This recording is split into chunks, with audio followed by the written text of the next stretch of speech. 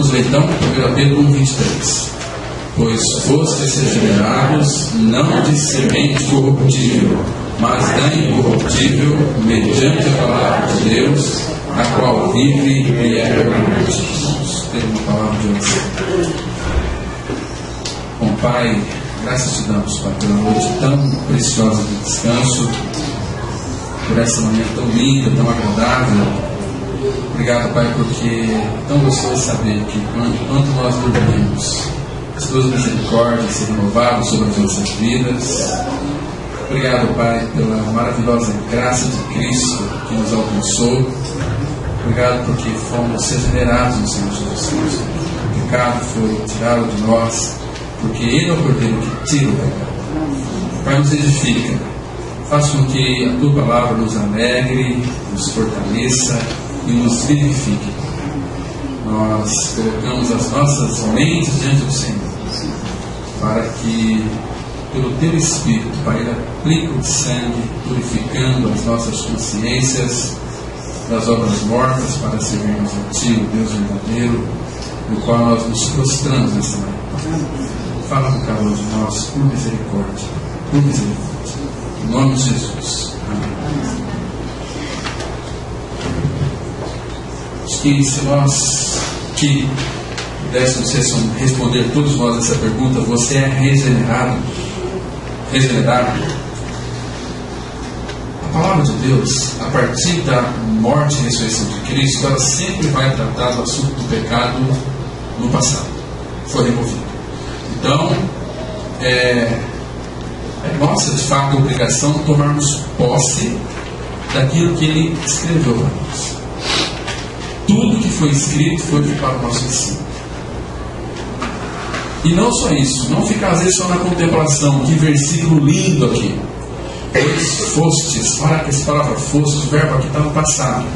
Fostes regenerados, fostes nascidos de novo.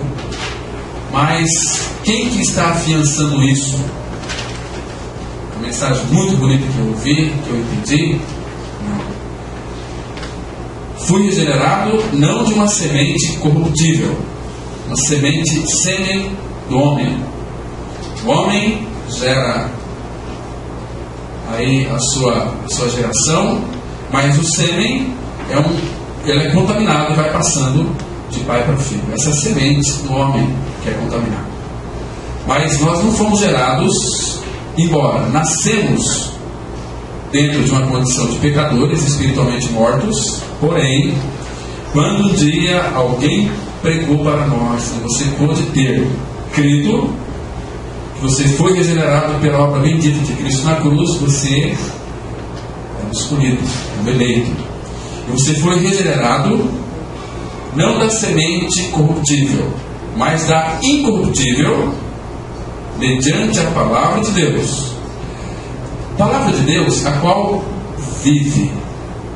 Por que a palavra de Deus ela é viva e vive? Porque Cristo é vivo. E a palavra de Deus é Cristo. Né? E é permanente. Essa palavra de Deus, ela nos chamou de uma condição que nós não éramos povo. O homem no pecado, ele nem é considerado como povo. Nem. A condição do homem no pecado é muito triste. Separar da vida de Deus é uma coisa assustadora, é uma coisa muito horrorosa, é pavorosa. Vocês se lembram de Cristo lá naquela cruz? Aliás, antes de ir para a cruz, mas lá no Getsemane, quando ele começou a orar ao Pai, a Bíblia diz que lá em Hebreus fala que ele orava com forte clamor em lágrimas, aquele que o podia livrar daquela hora. E lá no Getsemane, a palavra fala que ele sentiu pavor. Que pavor que era esse? É quando ele fosse levantado da terra na cruz, quando em nenhum momento o nosso pecado, pela atração, fosse colocado nele. Logicamente, aí a comunhão com o Pai seria rompida. Ele entrou em pavor. O que ele mais temia, nosso Senhor, ela era aquela hora pavorosa. Ele seria separado do Pai. Ele estaria um pouco distante do Pai. Por pouco tempo ele sabia, mas naquela hora a comunhão dele era tão íntima com o Pai, ele e o Pai era um. E o pecado, quando foi colocado sobre Cristo, houve ali o rompimento dessa comunhão, e o Senhor Jesus entrou numa situação pavorosa. Deus meu, por que me desamparaste? E ali a gente pode colocar o nosso nome, por mim, por você. Então, palavra de Deus, nós somos chamados de uma condição que nós não éramos. E essa palavra vive, porque ela vive, qual vive? Porque Cristo vive e é permanente. Irmãos, isso aqui traz tanta segurança para a nossa alma, porque Jesus, ele é a âncora da alma, seguro e firme. Ele que nos segura. Então, a palavra, ela não só nos regenerou, mas uma palavra que produziu em nós vida. E se você não for um crente relaxado, você vai experimentar esta vida abundante que Ele veio para oferecer para cada um de nós. Muitos, infelizmente, não experimentam esta vida abundante de Cristo, porque não são dedicados, são distraídos, não retêm a palavra, não buscam intimidade com o Senhor. Então, não experimenta desta vida abundante de Cristo. E ela é viva e permanente. Irmãos, que segurança nós temos aqui, como que Deus pode ser tão perfeito. A palavra nos regenerou, a palavra de Deus em nós, ela é viva, vai nos vivificando, vai formando o caráter de Cristo em nós. Vamos ver um pouquinho depois a lição do caráter. E essa palavra, a segurança que nós temos é que ela é permanente. Jesus disse lá em Mateus 24, verso 35: passarão céus e terra, mas a minha palavra permanece para sempre. E Pedro vai dizer que esta é a palavra que vos foi evangelizada. Se nós cremos nessa palavra, meus irmãos, que tamanho privilégio é o nosso de ter crido.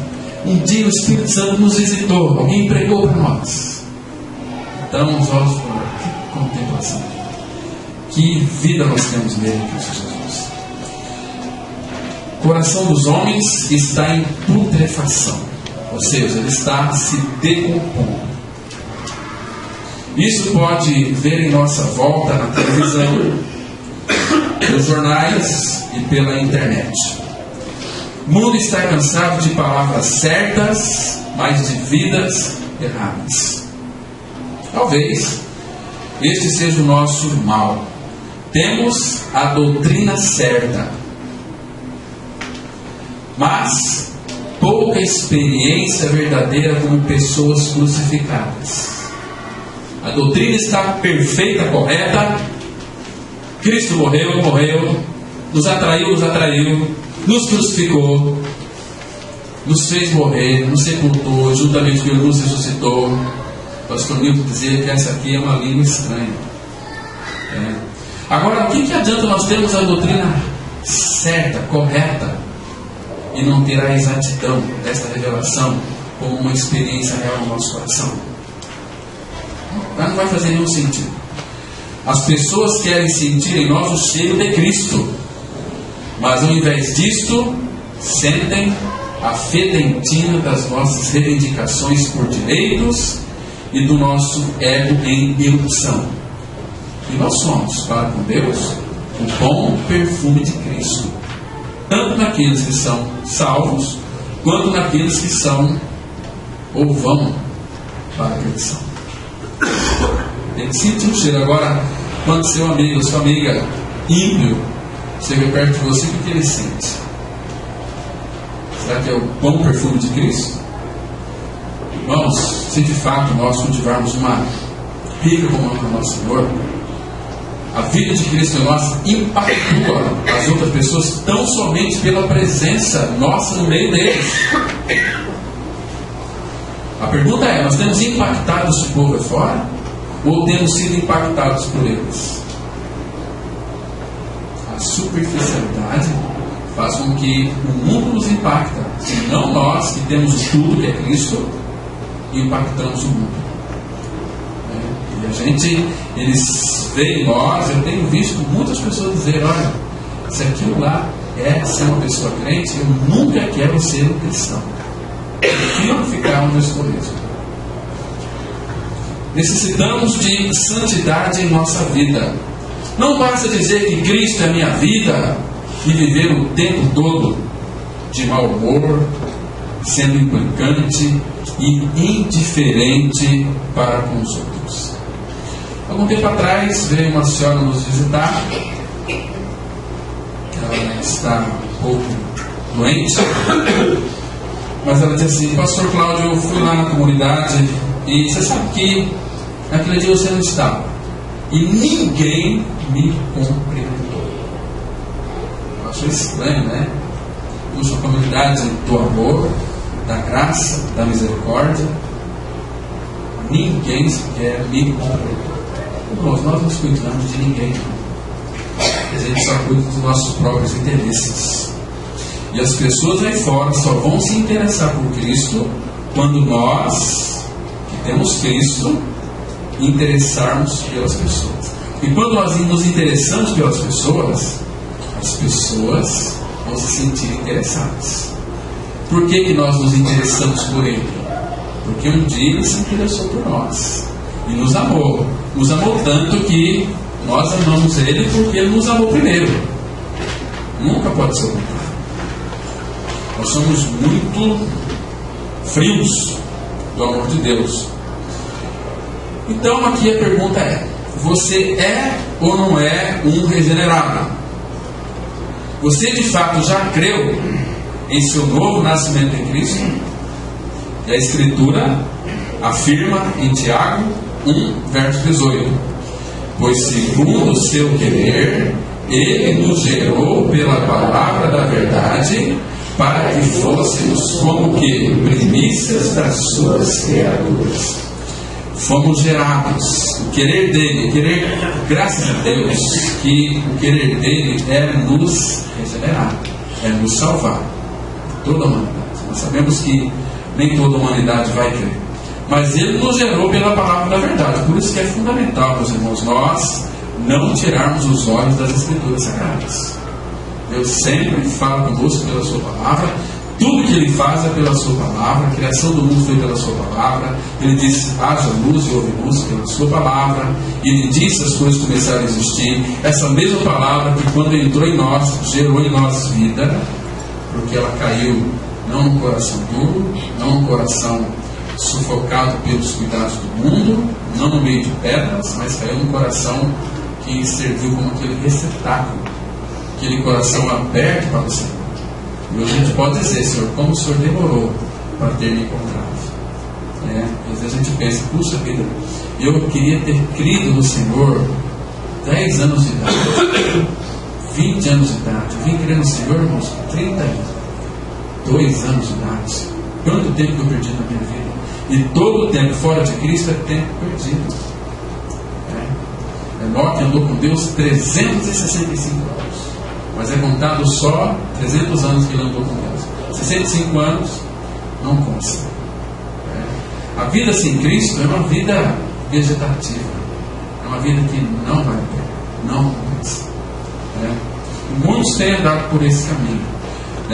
Irmãos, o que é interessante, nós, no texto básico aqui de cima, nós não fomos gerados de semente corruptível. O que é isso? Nós não nascemos de carne e sangue.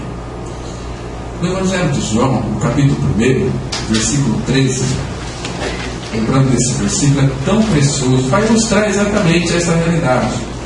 Diz assim a palavra, Evangelho de João, capítulo 1, vou ler aqui o versículo 13. A Bíblia diz assim: os quais não nasceram do sangue, nem da vontade da carne, nem da vontade do homem, mas de Deus. Nascemos de cima. E 1 Pedro 1,3 vai dizer de uma forma tão rica para nós: bendito Deus e Pai de nosso Senhor Jesus Cristo, que segundo a sua muita misericórdia nos regenerou para uma viva esperança, mediante a ressurreição de Jesus Cristo dentre os mortos. Agora, por que muitos não creem? Porque Satanás o cegou. cegou e continua cegando. E tem muita gente cega com a doutrina certa na mente, mas não no coração. Essa palavra aqui, ele nos gerou pela palavra para que fôssemos como que primícias das suas criaturas. Então, o homem foi criado no 6º dia. Mas quando nós temos em Cristo, somos regenerados, aquilo que vem em primeiro lugar, a primícia de Deus para o Filho, é nós, a sua igreja, homens e mulheres que creram. Em primeiro lugar de tudo isso, ele veio buscar reunir homens e mulheres, tornar a igreja, são as primícias para o Pai. Esse é o sentido aqui, para que fôssemos como que primícias das suas criaturas. Maravilhoso isso. Se você pode crer na palavra de Deus, que afirma que o seu velho homem foi crucificado com Cristo, e se essa for a sua experiência real, poderás asseverar que és regenerado, baseado naquilo que a Bíblia diz. Naquilo que a Bíblia diz. Naquilo que diz a Bíblia. Deus sabe quem são os seus. Por isso, devemos ser homens e mulheres de caráter diante de Cristo. Irmãos, normalmente uma pessoa, às vezes, quando ela começa a confessar a palavra, ela tem dúvidas no coração. Ela não chegou lá, não. Ter o conhecimento da doutrina certa, correta, exata, não afirma ninguém a ser um homem e mulher de Deus.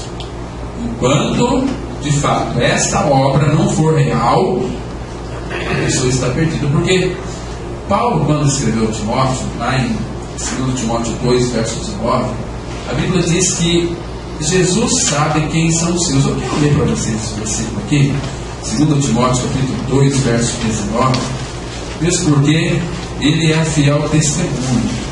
Então ele sabe aqueles que creram nele, sabe aqueles que foram atraídos, que foram crucificados, mortos e ressurretos com ele. Então aqui, Paulo escrevendo para Timóteo, no capítulo 2 de 2 Timóteo, verso 19, ele diz assim, olha: entretanto, o firme fundamento de Deus permanece, lógico, que é um só, tendo este selo: o Senhor conhece os que lhe pertencem. E mais. Então, aqui, Paulo, de uma maneira bem resumida, ele vai interpretar aqui nessa frase, aquilo que Jesus disse assim, olha, vocês vão conhecer o homem pelo fruto que ele produz. Então Jesus disse, olha, o Senhor, Paulo está dizendo, o Senhor conhece os que lhe pertencem. E mais, aparte-se da injustiça todo aquele que professa o nome do Senhor. Quem professa o nome do Senhor e nenhum se aparta da justiça, o fruto dele não é para a vida, é para a morte. Essa pessoa tem uma leve impressão de que é filho ou filha de Deus, mas Deus não tem como seu filho. Deus, ele odeia a duplicidade. Ele abomina, no Salmo 119, diz que Deus odeia a duplicidade.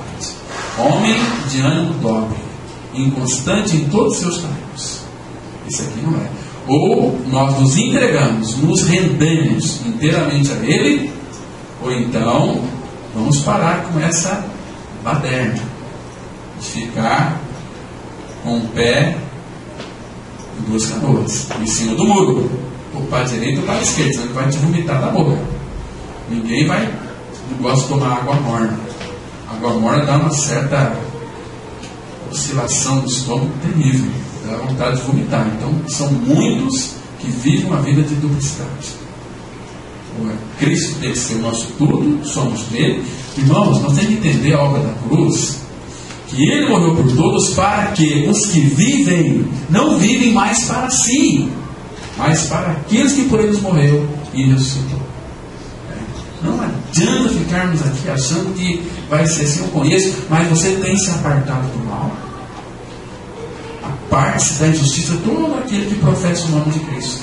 E se não aparta, porque tem um conhecimento teórico da Bíblia, igual muitas pessoas têm, né? Ficam aí nessa duplicidade. Claro. Essa semana eu estive lá no sítio do Chico, né? E estive conversando com a caseira, lá, com a mulher. E lá eles ouviam o rádio, a pregação no rádio. Sim. Então, conversando com ela e tudo, né? Aí ela falou assim para mim, mas tem um pastor que só fala de novo, nascer de novo, nascer de novo, nascer de novo. Mas como que eu vou nascer de novo? Aí eu falei para ela, você tem Bíblia? Aí eu falei assim, não tem. Nesse lugar a gente não leva. Então é bom pegar uma Bíblia aqui depois e levar para ela. Se vocês foram para lá, por acaso. Depois que ela começou a ouvir o rádio, ela melhorou bem, porque a vida dela, ela e o marido eram gaiata, era coisa, mas ela disse que tem melhorado bem. Aí eu falei para ela assim, não, mas a próxima vez que eu vim, livrinho para você, que eu tenho 2 tipos de livros em casa, que é para distribuir. E ela falou assim para mim, mas eu queria tanto saber o que é nascer de novo. Eu falei, lê João 3:3.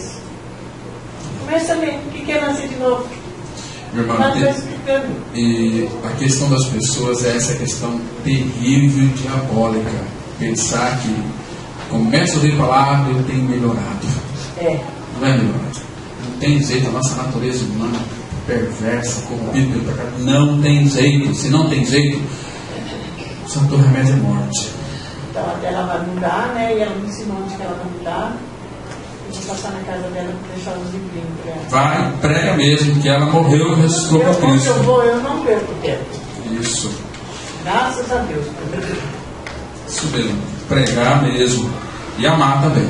A palavra fala assim, vamos continuar aqui, mas muito interessante. Então Deus dá sempre as oportunidades para nós pregar. De repente ela não é lei do Senhor, né, e pregar para ela. Então, o que é caráter? A gente fala tanto em caráter, a pessoa é mau caráter, não tem caráter, mas o que é caráter? Caráter é o que o homem é no escuro. A lei observa boa conduta, mas o Evangelho cuida do caráter. Um caráter puro manifesta uma conduta santa, mas uma conduta correta nem sempre revela o caráter correspondente. Porque a pessoa pode camuflar um caráter. Porque caráter, o real caráter é aquilo que você é quando ninguém está bem. Nós podemos, e nós somos tão hábeis nisso, tão ecléticos nisso também, em passar para as pessoas um caráter que nós não temos. Para as pessoas depois nos aplaudirem, né? Oh, você viu? Agora sim, agora tem uma amiga. Agora tem uma amiga. É nessa. Um caráter. Por isso, alguém disse que quem vê cara não vê coração. Nós somos o espelho íntimo do nosso caráter.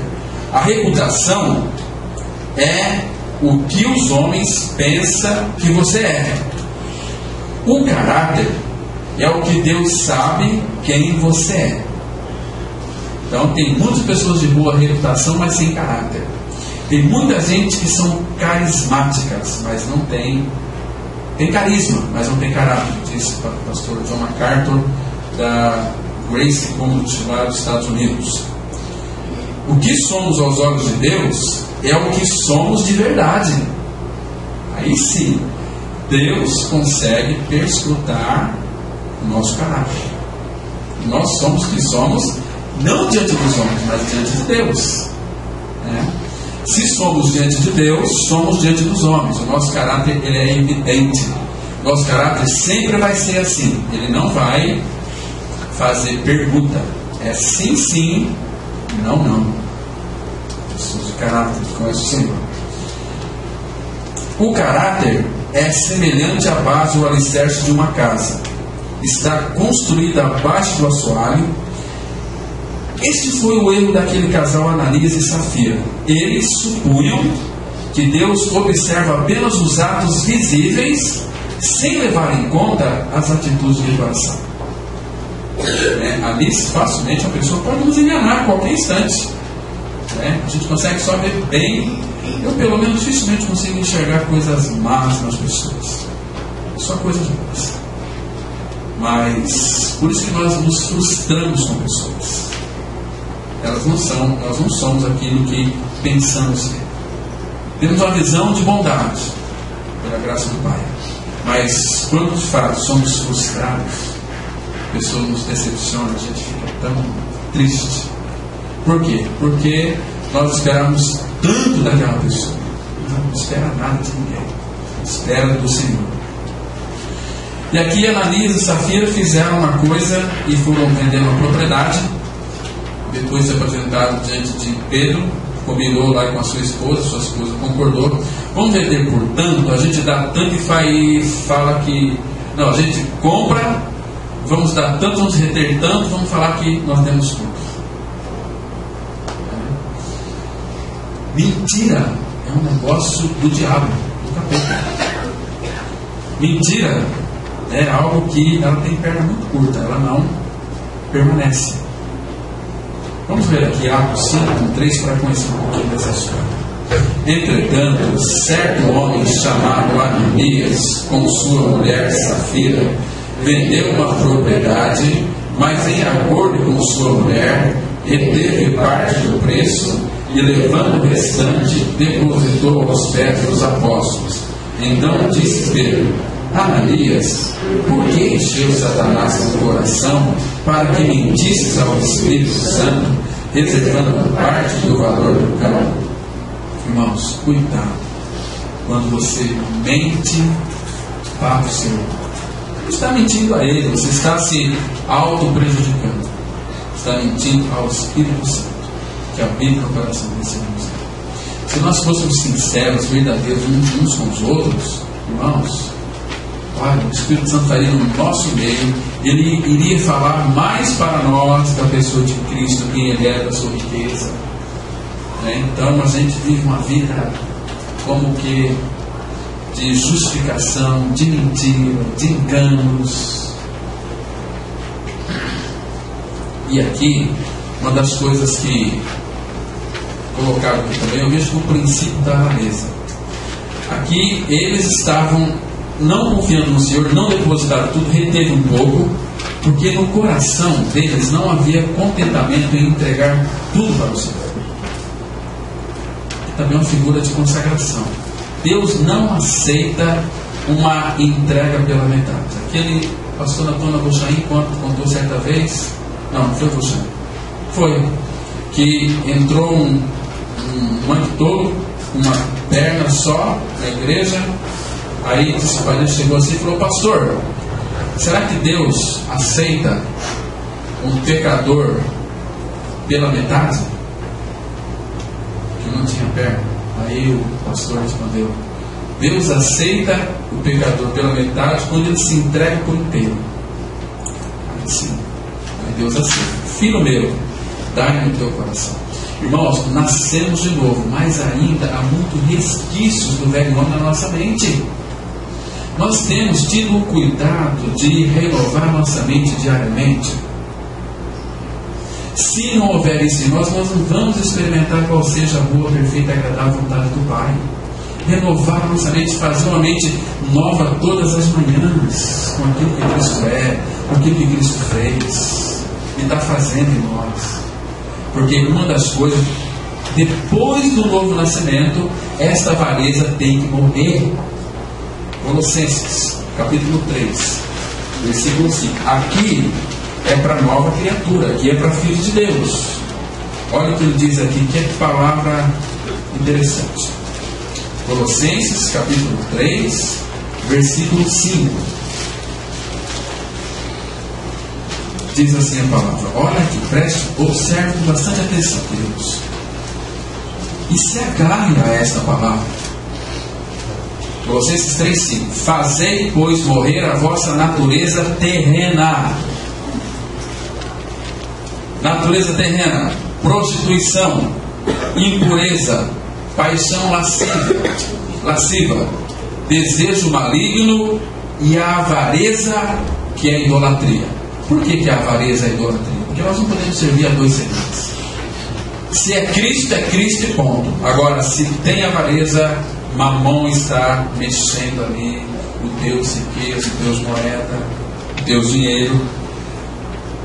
Dinheiro é senhor na vida de muita gente, irmãos. De muita gente. Há uma fascinação por dinheiro. Um amigo meu estava contando para mim, lá na cidade de Carana, uma academia, chegou ali uma menina tão, parecia uma adolescente, muito bonita, muito esbelta, escultural, e chegou um senhor de uns 67 anos, fizeram a inscrição, a moça perguntou: essa é a tua filha? Não, essa é a minha namorada. Aí ficaram estranhos, mas depois descobriram por quê. Porque ele é um homem de muito dinheiro, e leva para viajar lá para a França, para diversos lugares, estão namorando. Por quê, irmãos? Quem que está comandando? Quem que dirige a vida dessa moça? É o dinheiro, é o mamão. O pessoal falou: um velho feio. Só ele, como é que pode? Né? Feio. E o homem na avareza é feio. Feio demais. Meus irmãos, então o que aconteceu com esse casal aqui está escrito lá também, pode ser comparado lá em Provérbios, capítulo 11, verso 24. Paulinho, lê para nós rapidamente, Provérbios 11, verso 24, questão da avareza. Isso aqui foi o próprio dano para ele. Juliana, depois você abre aí Provérbios 10, 22. Vamos ver também mais um versículo. E isso ele abre para mim lá em Eclesiastes, capítulo 5, verso 13. Aí na ordem, vamos fazer a leitura. Paulinho, 11, 24. Leia, Paulinho.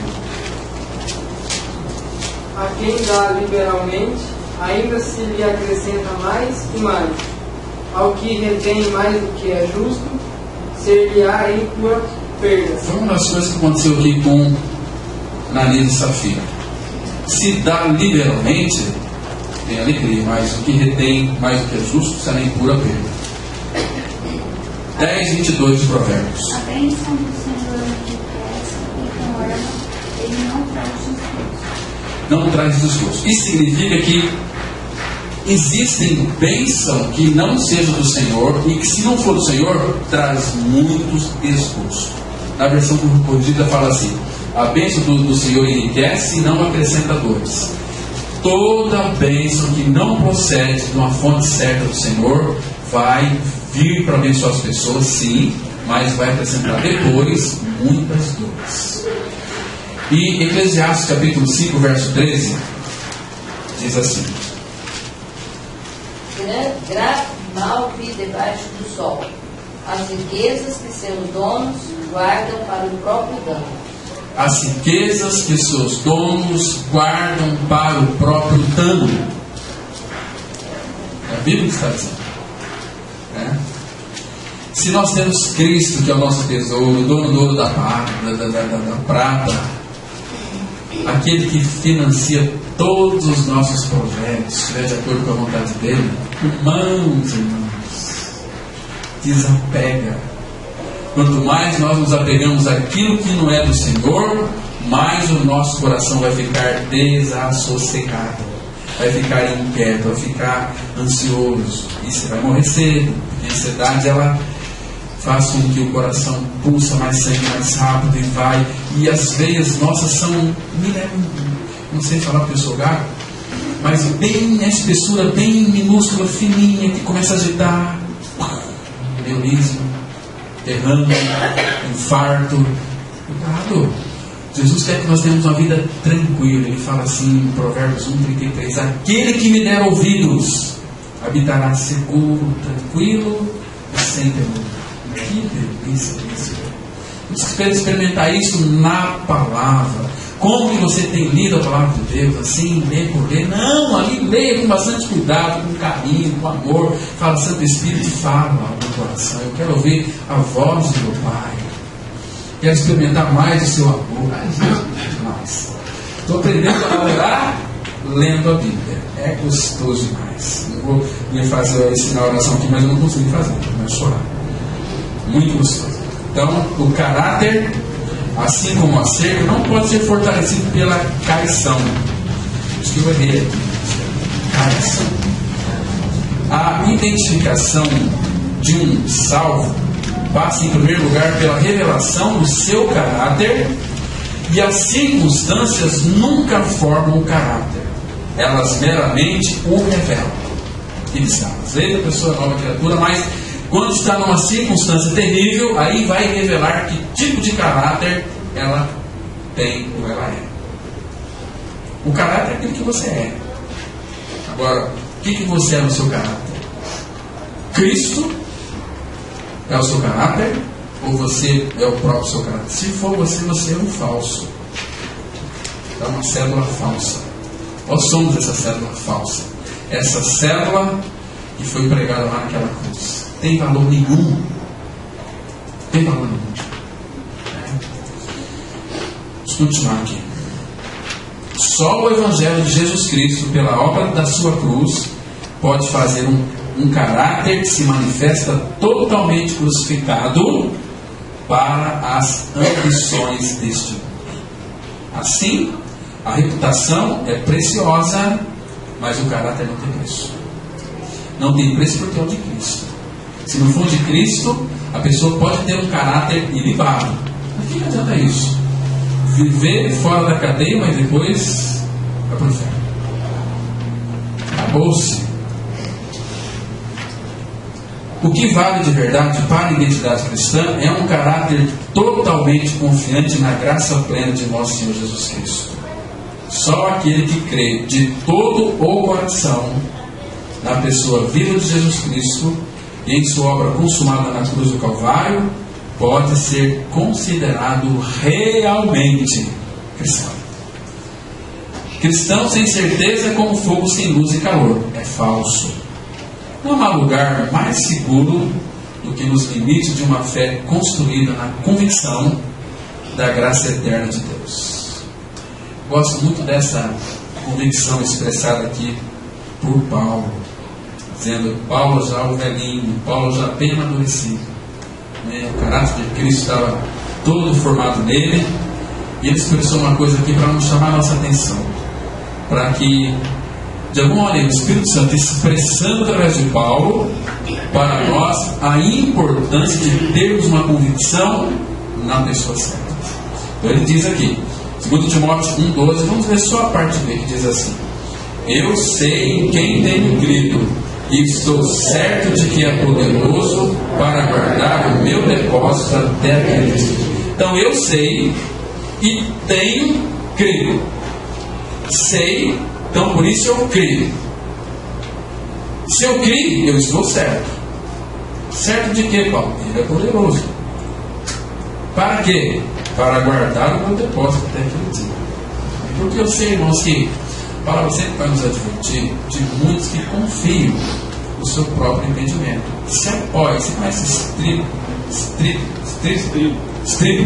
né, que a pessoa para montar no cavalo ou na égua, pega ali e monta, pega ali, né, apoia, ele apoia, você, às vezes cai do outro lado, mas ali é um apoio para você apoiar subindo no cavalo. Então, muitas pessoas, elas apoiam no seu próprio entendimento, seu conhecimento. A pessoa culta, não, eu conheço a Bíblia, ele começa a apoiar não na Bíblia, mas no seu conhecimento da Bíblia.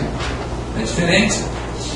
E Provérbios, Márcio, voltando, lê para nós Provérbios capítulo 3, versículo 5. Ali vai expressar, ali na realidade é uma exortação, né, para nós, para confiarmos totalmente no Senhor.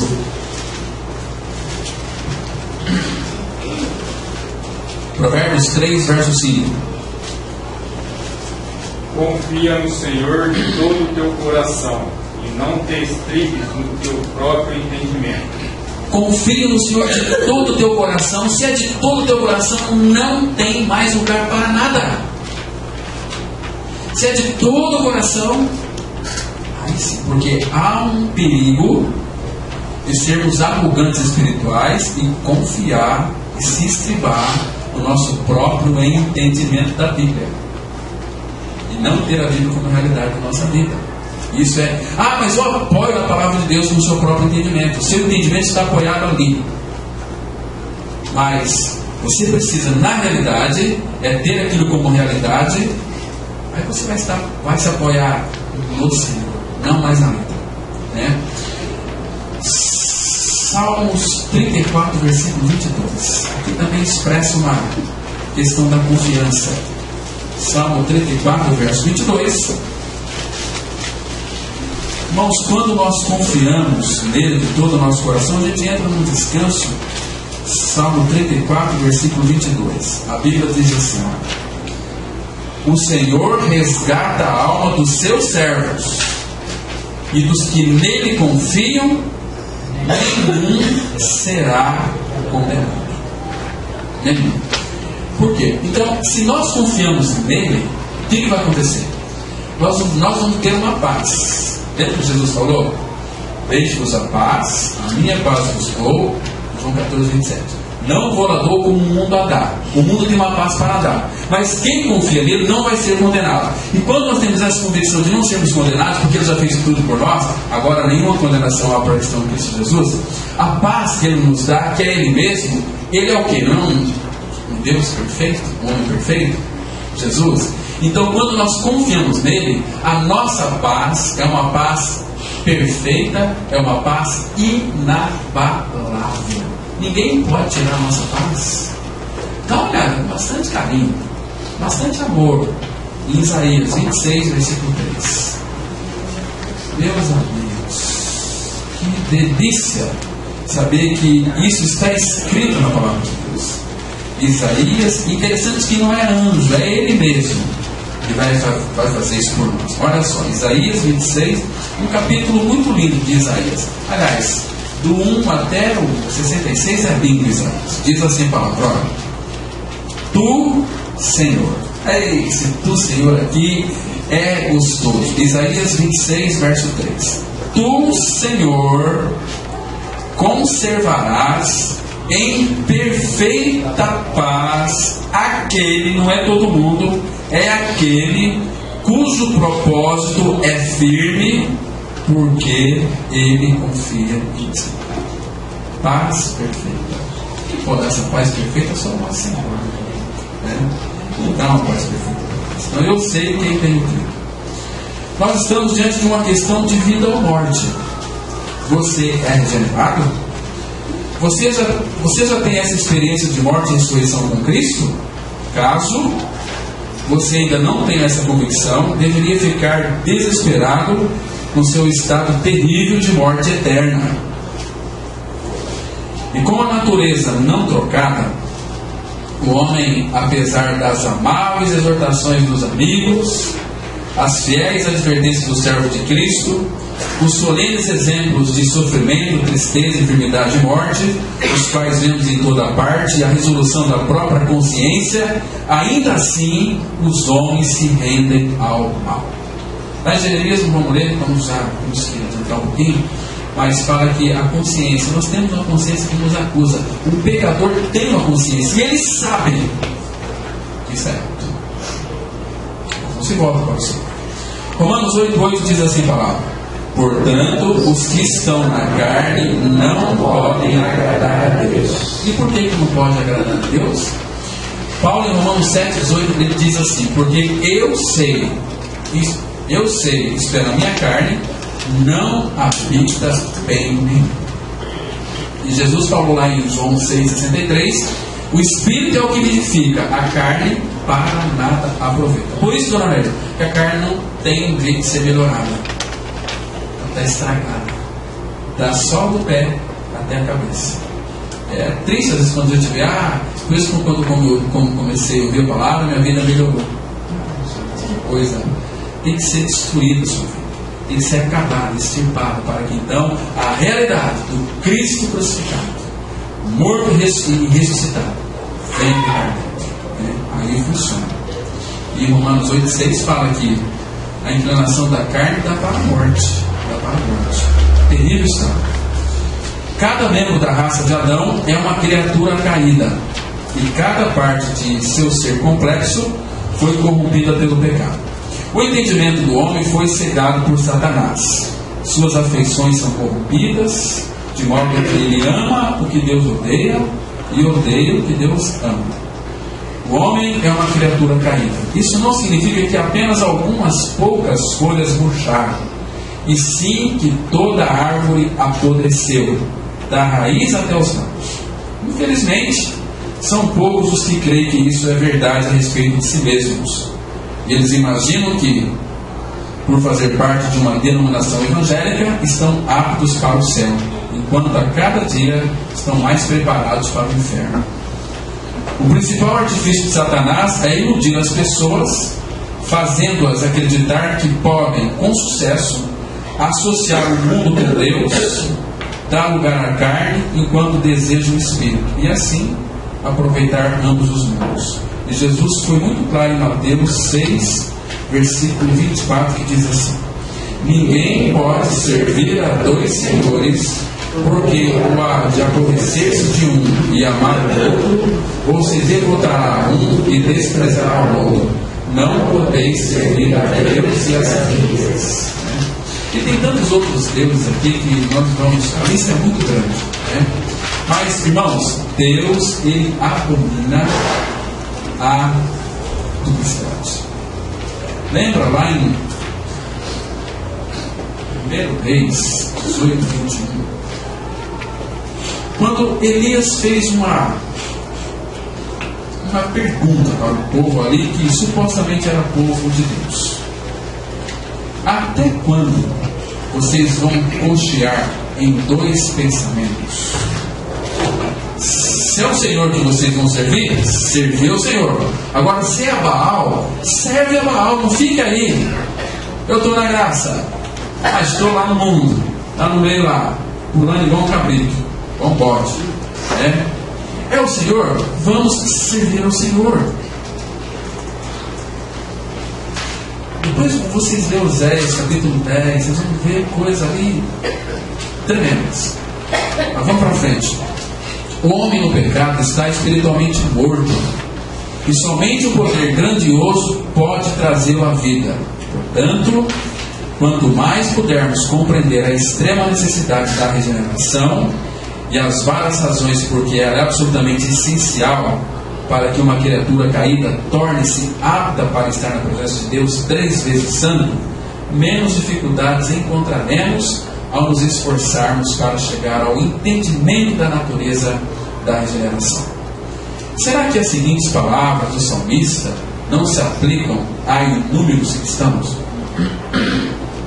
Salmo 36, 2 diz assim: porque a transgressão o lisonjeia e a... Perdão, desculpa, deixa eu ler de novo aqui. Vamos lá. Porque a transgressão o lisonjeia a seus olhos, e lhe diz que a iniquidade não há de ser descoberta nem detestada. Infelizmente, isso é triste dizer, mas a maioria das pessoas, as transgressões delas o lisonjeia. A palavra lisonjear é adula. Transgressão que adula, adula. Vamos então pensar: que tipo de transgressão é essa? Qual é a transgressão que adula o mundo? Qual é? Eu vou, por exemplo, eu não vou entrar em detalhes aqui, senão vai mexer com muita gente.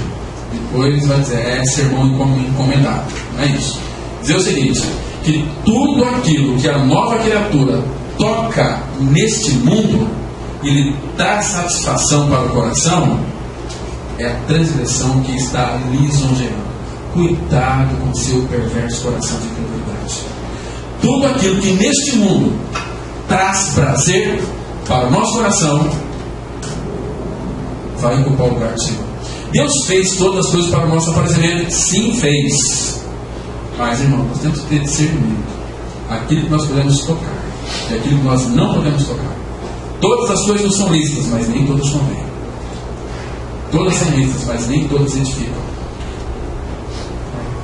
Eu acho que tem muitos lugares, muitos lazeres, que não é conveniente ao filho de Deus. determinadas horas. Às vezes aquele lazer não é da vontade do Pai. Estamos ali persistindo no erro. E sabemos, aí vem uma inquietação, mas é que essa inquietação começa a vir, a gente começa a acostumar, e Satanás vem, cauteriza a nossa mente sensível. Aí para você é tudo normal. É muito normal hoje casamento de dois homens. E você começa, porque a mídia está batendo na nossa mente todos os dias. Pim, pim, pim. E a gente começa a se conformar com aquilo que diante do Senhor é abominável, né? Então por isso que a transgressão o lisonjeia a seus olhos, e lhe diz que a sua iniquidade não pode ser descoberta nem detestada. Caráter também. O que você é quando ninguém está vendo? Quais são os seus pensamentos? Seus pensamentos afastam você de Deus ou aproximam você de Deus? Você está sozinho. Quais são os seus pensamentos? Tomara a Deus que você não pense em nada. Continuar aqui. Jesus Cristo veio a este mundo para glorificar a Deus e a si mesmo por meio da redenção de um povo que seria dele mesmo. Sobre o nosso Senhor está escrito em Mateus 1:21. Ela dará-nos um filho e lhes porás o nome de Jesus, porque ele salvará o seu povo dos pecados deles. Irmão, você sabe por que às vezes nós não pregamos o Evangelho? Lembra que Paulo fala, diz o seguinte, olha, eu criei, por isso falei. Cremos, também falamos. Eu separei essa semana N versículos sobre regeneração, isso do Antigo Testamento até Malaquias. Mas, gente, como Deus falava aquele povo sobre a regeneração. E aqueles que foram aqueles que tiveram uma visão clara e conheceram o Senhor, eles falavam, convidavam e falavam assim, num tom. Eu vou citar só um texto, Salmo 66, verso 16. Vejam o prazer que o salmista ele expressa aqui. Salmo 66, deixa eu ver aqui, o versículo 16 apenas, que diz assim. Olha aqui, esse versículo aqui fala de novo nascimento. Salmo 66, verso 16. Aliás, eu descobri que a Bíblia inteira não fala outra coisa a não ser de novo nascimento. Diz assim, olha aqui, o salmista está dizendo, 66, verso 16. Vinde, ouvi, todos vós que temeis a Deus, e eu vos contarei o que Ele tem feito por minha alma. Ah, que delícia! Não é que Ele fez na propriedade, não, que Ele fez aonde? Na minha, aí está certo. Eu quero contar o que Ele fez na minha alma. Eu era um cara grosso, eu quero contar para vocês que o trabalho da cruz, o caminho da cruz, Ele está salvando a minha alma. Vocês entendem o que Deus quer, irmãos? Não só nos regenerar, mas também salvar a nossa alma. Que delícia! Que revelação tão preciosa no coração. Então isso é bom, olha. Vinde todos vós que temeis a Deus, eu vos contarei o que tem Ele feito, mas é por minha alma. Por minha alma. Que lindo que é esse, Deus. Um dia nós vamos tratar aqui de um domingo à noite. Vamos só ler Bíblia, vamos falar um pouquinho. Ó, lê lá, tá vendo? Lê lá, Novo Nascimento. São mais ou menos uns 1.400 versículos. Só de novo que a gente vai ficar encantado. Falar, Senhor, como eu sou tão tolo, tão bobo, tão idiota, tão estúpido, tão mequetrefe, tão sujeitinho, preguiçoso.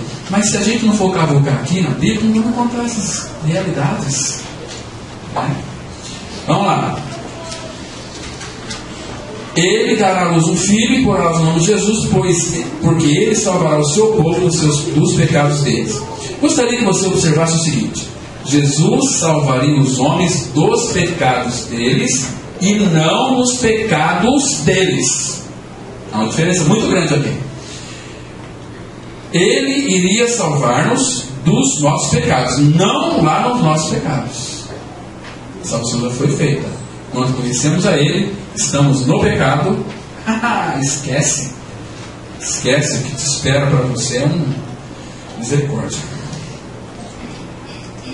O Senhor Jesus nos salvará não só da penalidade, mas também do poder da corrupção do pecado. Quando cremos em nossa inclusão no corpo de Cristo para participarmos de sua morte e ressurreição, somos regenerados pelo Espírito Santo mediante a sua palavra. A Escritura afirma em Tito 3, 5, 6: não por obras de justiça praticadas por nós, mas segundo a sua misericórdia, Ele nos salvou mediante o lavar regenerador e renovador do Espírito Santo, que Ele derramou sobre nós ricamente por meio de Jesus Cristo, nosso Salvador. Então aqui são duas coisas interessantes. Aqui, olha, não por obras de justiça, não é por aquilo que nós façamos, nós venhamos desempenhar, não é por nada disso. Mas segundo aqui a sua misericórdia, partiu dele, era um Deus de misericórdia. Ele nos salvou mediante o lavar regenerador. Então, João 3,5 fala: aquele que não nascer da água do Espírito não pode. O lavar regenerador, ali na palavra, para também alcançar a nossa alma. E renovador, não só regenerarmos. O problema aqui de muitos cristãos é que foram regenerados. Quando eu criei lá atrás, na minha morte com Cristo. Mas não é regenerador e renovador. A pergunta é: nós temos experimentado essa renovação do Espírito em nós? Todo dia é novo, todo dia é uma nova realidade. Todo dia a gente tem uma mentalidade voltada para o alto, para Cristo. Podemos, quando eu morri com Cristo, tive muita alegria, claro que foi. Mas Ele não quer isso para nós. Só nos regenerar. Senão Ele libertaria todos os pecados, quando acabou. Não. Ele quer que nós avancemos mediante a renovação do Espírito que Ele derramou sobre nós ricamente por meio de Jesus Cristo, nosso Salvador. Então você tem que querer, porque, queridos, o que importa aqui não é se eu pertenço à igreja A ou B, se eu faço isso ou aquilo. Não é circuncisão, não, mas nem é circuncisão, mas o que interessa é ser uma nova criatura em Cristo. A regeneração é demonstrada pela formação de Cristo na pessoa convertida.